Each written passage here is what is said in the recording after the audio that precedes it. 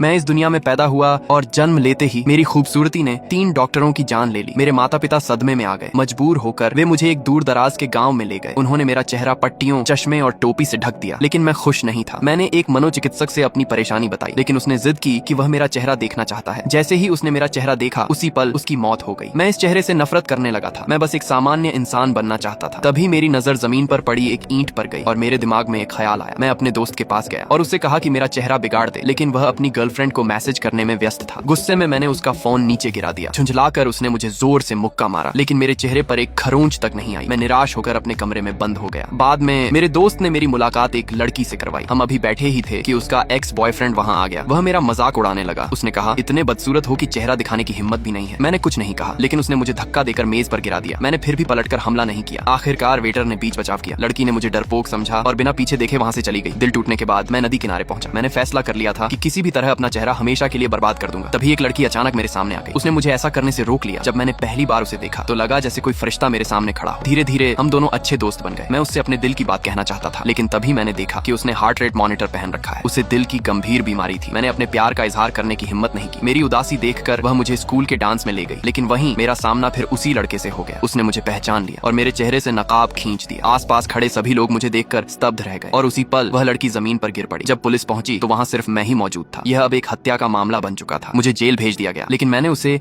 Ambulance में ले जाते हुए देखा। जब तक मैं जेल से बाहर आया, वह जिंदगी और मौत के बीच लड़ रही थी। मरने से पहले उसकी आखिरी इच्छा थी कि वह मुझे एक बार देखे। मैं उसके पास लेट गया, धीरे से अपना चश्मा उतारा और चेहरे से सारी पट्टियां हटा दी। उसने आखिरी बार अपनी आंखें खोली और उसी पल मैंने अपनी जिंदगी के सबसे प्यारे इंसान को हमेशा के लिए खो दिया।